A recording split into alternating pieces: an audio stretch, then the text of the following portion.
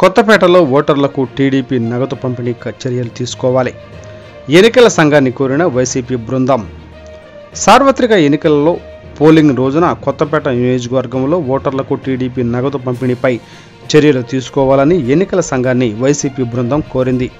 ఈ మేరకు మంగళవారం వెలగపూడి సచివాలయం నందు అడిషనల్ సీఈఓ కోటేశ్వరరావును కలిసి ఫిర్యాదును అందించారు. అనంతరం మీడియాతో మాట్లాడారు.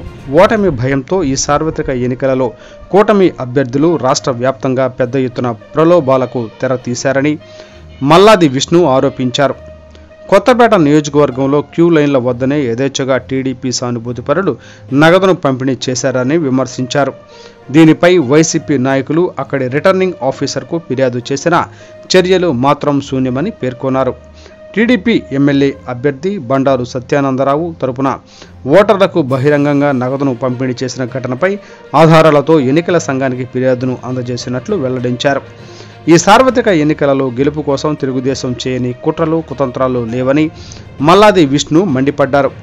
ముఖ్యమంత్రి జగన్మోహన్ రెడ్డి మనోస్థైర్యాన్ని దెబ్బతీసేలా బహిరంగ సభలలో ఇష్టానుసారంగా మాట్లాడారని, పచ్చపత్రికలలో తప్పుడు కథనాలు ప్రచురించారని ఆగ్రహం వ్యక్తం చేశారు.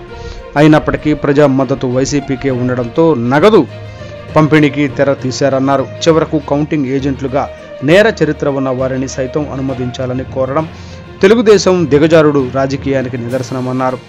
మరోవైపు టీడీపీ అధినేత చంద్రబాబు ఎక్కడికి వెళ్తున్నారో కనీసం సమాచారం బయటకు రాకుండా కౌంటింగ్ రోజున అల్లర్లకు కుట్రలు చేస్తున్నారనే అనుమానాలు వ్యక్తం అవుతున్నాయి. మల్లాది విష్ణు అన్నారు. బాబు పిఏ శ్రీనివాస్ స్కిల్ డెవలప్మెంట్ స్కామ్కు సంబంధించిన ఇద్దరు మధ్యవర్తులు కూడా విదేశాలకు పారిపోయి అక్కడ కుట్రలు చేస్తున్నారని విమర్శించారు. కనుక జూన్ 4న ఎక్కడ ఘర్షణ వాతావరణం చోటు చేసుకోకుండా రాష్ట్రంలో ప్రశాంత వాతావరణం ఉండేలా చర్యలు తీసుకోవాలని ఇప్పటికే ఈసీని కోరినట్లు తెలిపారు. చంద్రబాబు కుట్రలకు కౌంటింగ్ రోజున మరోసారి గట్టి గుణపాఠం తప్పదని హెచ్చరించారు. ఎమ్మెల్యే వెంట నవరత్నాల కార్యక్రమం ఎగ్జిక్యూటివ్ వైస్ చైర్మన్ అంకిరెడ్డి నాగనారాయణమూర్తి ఉన్నారు.